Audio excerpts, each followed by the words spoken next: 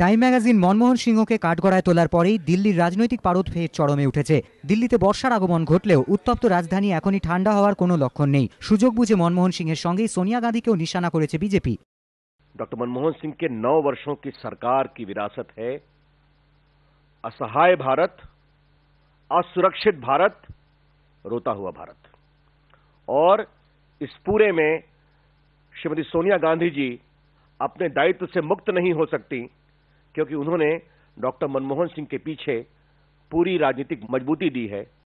Time ম্যাগাজিনে Sonia সম্পর্কে বলা হয়েছে, রাজনৈতিক পর্যবেক্ষকদের একাংশের মতে ক্ষমতার বন্টন নিয়ে সোনিয়া ও মনমোহনের মধ্যে অঘোষিত সমঝোতা আছে, যা প্রধানমন্ত্রীর হাত বেঁধে দিয়েছে। এই কারণেই দলের বড় নেতাদের বিরুদ্ধে যাওয়ার ক্ষমতা নেই প্রধানমন্ত্রীর।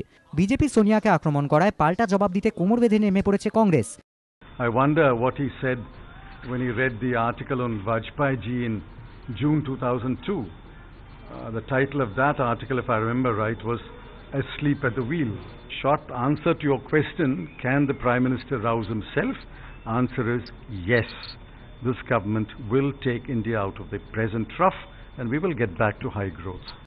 বিজেপি প্রধানমন্ত্রীর ইস্তফা চাওয়ায় তাদের পাল্টা কটাক্ষ করেছে Congress. We have already demanded his resignation on a variety of issues, including massive corruption, which keeps on tumbling out of the skeletons like anything. अगर बीजेपी पार्टी या जो भी उनके प्रवक्ता हैं, उनको अपने कार्यक्रमों पर यकीन और अपने कार्यशैली पर यकीन होता तो वो विदेशी मैगजीन को पढ़कर देश के प्रधानमंत्री का इस्तीफा नहीं मांगते। একদা ইউপিএর সংকটমোচন প্রণব মুখোপাধ্যায়কে এই প্রশ্ন করা হলে তিনি অবশ্য আর রাজনীতিতে নেই বলে বিষয়টি এড়িয়ে গিয়েছেন। When I told you that I have no politics, I cannot explain any policy of the government. I cannot brief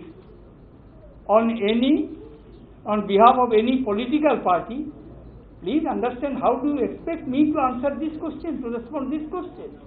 সব মিলিয়ে টাইম ম্যাগাজিনের রিপোর্ট নিয়ে রাজনৈতিক চাপানুতোর চরমে। এই প্রেক্ষাপটে সরকার আগামী দিনে আর্থিক সংস্কারের পথে না হাঁটলে বিরোধীদের আক্রমণের ঝাঁজ আরও বাড়বে বলেই ধারণা রাজনৈতিক মহলের। এবিপি আনন্দ।